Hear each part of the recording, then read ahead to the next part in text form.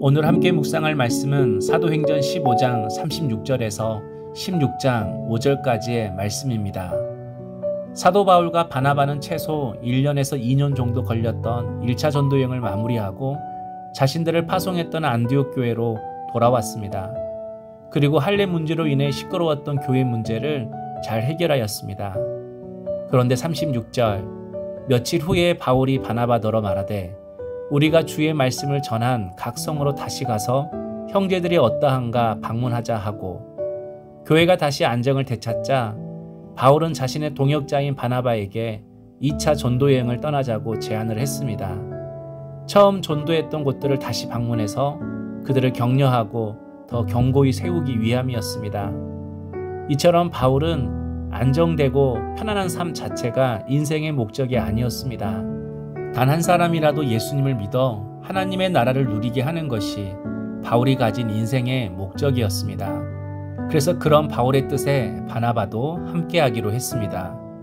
그런데 바울과 바나바에게 문제가 생겼습니다. 바로 청년 마가 때문입니다. 37절, 바나바는 마가라 하는 요한도 데리고 가고자 하나. 바나바가 1차 전도여행 때 수행원으로 따라갔던 마가를 다시 데려가자고 바울에게 이야기했습니다.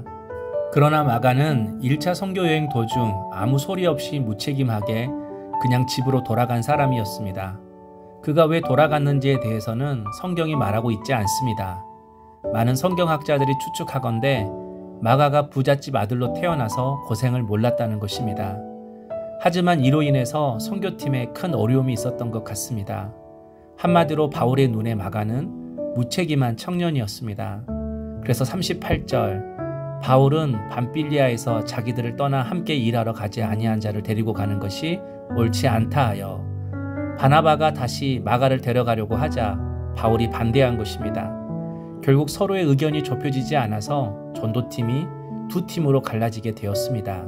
39절, 서로 심히 다투어 피차 갈라서니 바나바는 마가를 데리고 배 타고 구브로로 가고, 바울과 바나바가 누구입니까?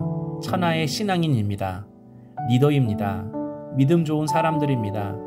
그런데 서로의 의견이 좁혀지지 않아서 서로 헤어졌다고 합니다. 이것이 연약한 인간의 한계입니다. 그러나 39절에 심히 다투어 피차 갈라서니라는 말씀은 심하게 다투어서 서로 분노한 마음으로 헤어졌다는 뜻이 아닙니다. 다투다라는 헬라어 파로시스모스는 다툼, 불일치라는 의미도 있지만 격려하다라는 의미도 있습니다. 그런 의미에서 바울과 바나바가 심하게 다투고 분노하면서 헤어졌다기보다 서로 격려하면서 헤어졌다고 해석할 수 있습니다. 왜냐하면 바울의 길도 바나바의 길도 모두 하나님이 인도하셨기 때문입니다. 그래서 바나바는 마가를 데리고 구브로 섬으로 갔습니다. 바나바가 마가를 끝까지 품어주었던 것입니다. 그러나 나중에 마가도 주를 위해 헌신하는 참된 그리스도인이 되었습니다. 사복음서 중에 제일 먼저 쓰여진 것이 바로 마가복음입니다. 뿐만 아니라 40절, 바울은 신라를 택한 후에 형제들에게 주의 은혜의 부탁함을 받고 떠나, 이런 헤어짐의 결과로 바울이 신라와 함께 2차 전도여행을 떠나게 되었습니다.